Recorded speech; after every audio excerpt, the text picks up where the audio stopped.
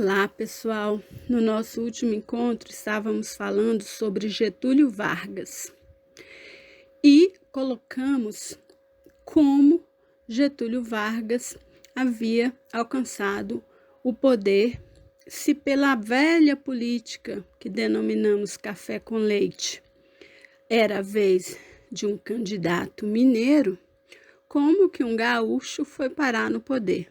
Vimos que tudo isso aconteceu através de um golpe.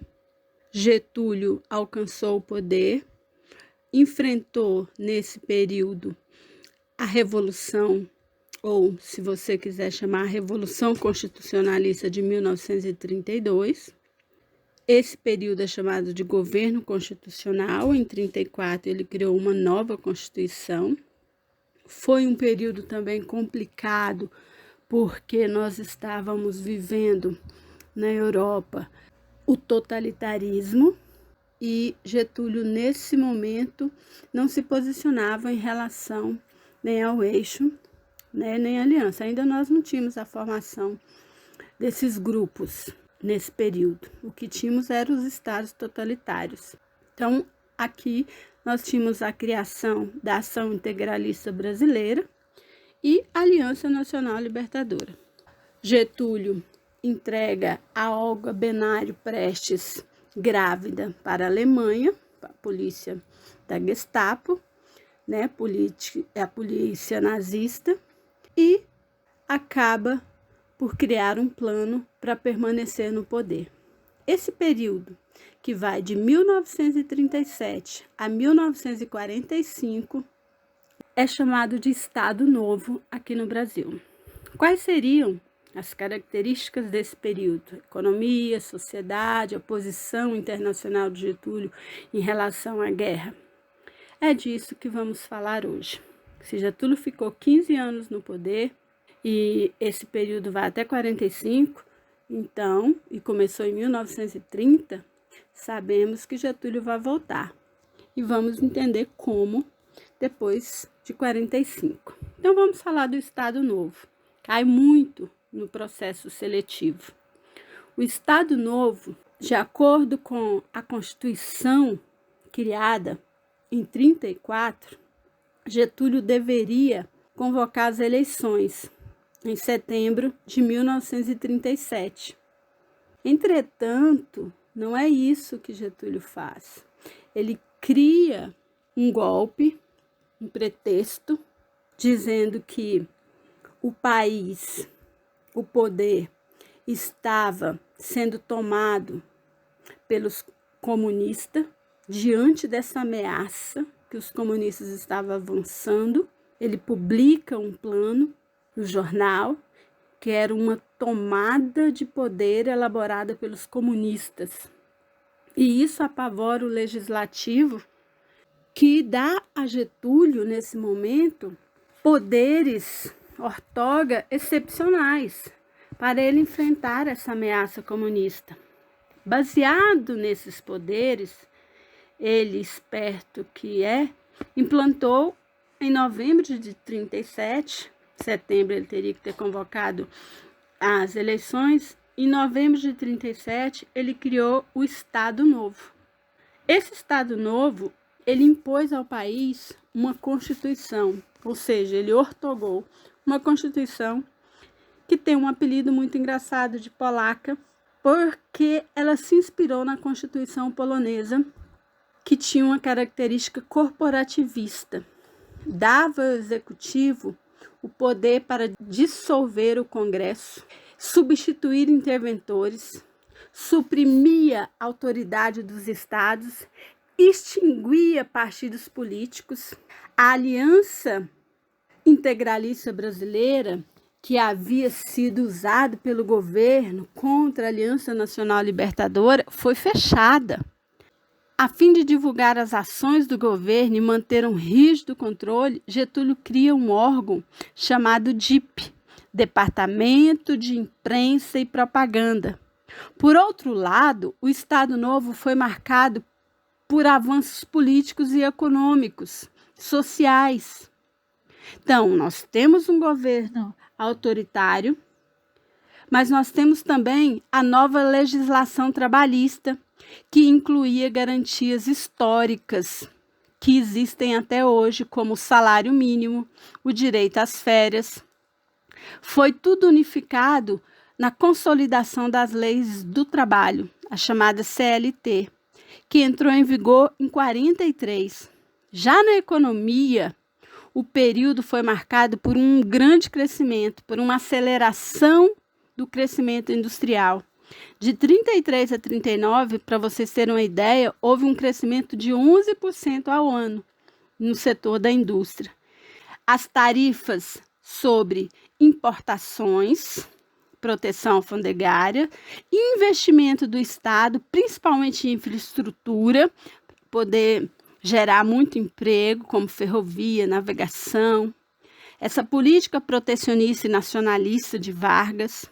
Então, Getúlio criou, entre outras iniciativas, o Conselho Nacional do Petróleo, a Campanha Siderúrgica Nacional, chamado de CSN, e a mineradora Companhia Vale do Rio Doce. Não se esqueça que esse é um período que o Brasil comparece à Segunda Guerra. Sabemos claramente que, ao entregar a Olga, o ideário de Getúlio Vargas era fascista, mas ele optou por manter o quê? A neutralidade. Mas ele dava sinais de apoio tanto a Mussolini como a Hitler. E os Estados Unidos fazia pressão e exigia que o país declarasse guerra ao eixo. Foi então que eles fizeram, através de uma ajuda financeira, condicionando Getúlio a participar da Segunda Guerra do lado da Aliança, porque eles emprestaram dinheiro para Getúlio criar a Companhia Siderúrgica Nacional. E aí Getúlio criou a Força Expedicionária Brasileira. Esse grupo foi inventado para lutar ao lado dos aliados. E, apesar de não ter preparo nenhum para a guerra, nem bélico, nem técnico, houve a participação do Brasil em sucessivas vitórias. Mas lembre-se, esse apoio não foi de graça, esse apoio estava condicionado. Voltando então, nós temos um elemento de crise aqui, em termos de regime político. Por quê? Porque começa a Segunda Guerra Mundial.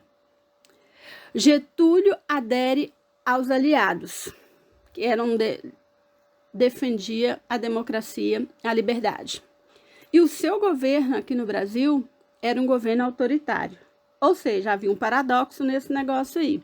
Como que ele podia lutar lá fora em favor da democracia e aqui criar um departamento de imprensa e propaganda, censura e dissolver partidos políticos e tal.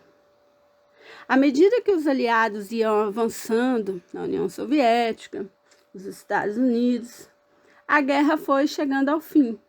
E os movimentos de oposição no Brasil também foi ganhando força. Foi ganhando força como, professora? Formação de grupos e de partidos.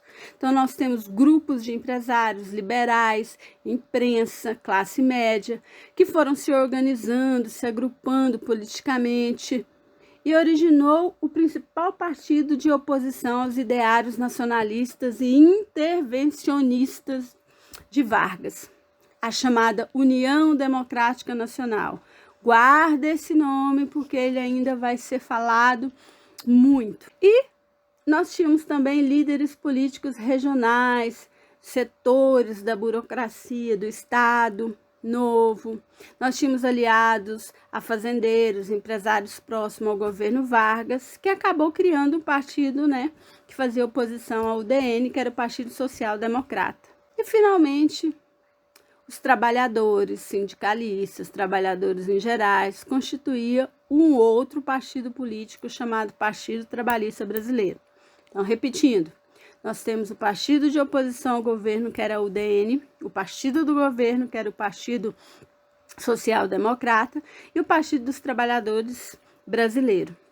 Nós tínhamos, então, 3 partidos e Vargas se antecipou e adotou um conjunto de reformas democráticas, para ver se a pressão que a UDN fazia sobre o governo diminuísse, para ver se ele adquiriu o apoio popular. Que conjunto de medidas foram essas que ele acabou por antecipar para ver se conseguia, com esses caráteres democráticos, para ver se conseguia esse refrigério aí diante desse paradoxo. Então, como ele fez? A liberdade de expressão, legislação prévia nacionalistas da imprensa, legislação prévia de possibilidade de nacionalização de empresas estrangeiras que tivesse atuação livre, né, que tivesse interesse nacional. Além disso, estabeleceu relações diplomáticas com a URSS. Agora imagina ele se aproximando da URSS se no início do Estado Novo o Plano Quem foi um plano elaborado diante da ameaça do comunismo e agora ele se aproxima do gigante aí, que era a URSS, e convocou para o fim de 1945 novas eleições para uma nova Assembleia Constituinte. Essas medidas provocaram uma divisão na oposição. Os militares e a UDN radicalizaram sua postura contra Vargas, enfurecido com essas medidas nacionalistas e a aproximação de Vargas com a União das Repúblicas Socialistas. Os setores populares ligados ao Partido dos Trabalhadores Brasileiro e à esquerda do Partido Comunista Brasileiro, que passa a atuar, passaram a apoiar Getúlio e a defender sua permanência no poder, até que a nova Constituição ficasse pronta. Então, nós temos aí um slogan chamado Queremos Getúlio. Organizaram movimentos, saíram às ruas em apoio, né, que era o querenismo. No entanto, em outubro de 1945, os opositores deram um golpe e derrubaram Getúlio Vargas, encerrando a ditadura do Estado Novo. A partir daí, nós vamos ter um momento que nós vamos chamar de República Democrática. O vice de Vargas assume o poder, Eurico Gaspar Dutra. Depois nós temos Vargas em 51 candidatando e finalmente entrando ao poder através do voto direto, através da democracia. Depois nós vamos ter a morte de Getúlio, que a gente vai falar, Juscelino Kubitschek, Jânio Quadros, nós vamos ter João Goulart e finalmente os tempos de chumbo, que falaremos depois. Pessoal, não esqueça de deixar aqui o seu like, curtir as nossas redes, compartilhar esse conteúdo, colaborar para o crescimento do nosso canal, para que eu possa oferecer cada vez mais e conteúdo de melhor qualidade para vocês. Até a próxima!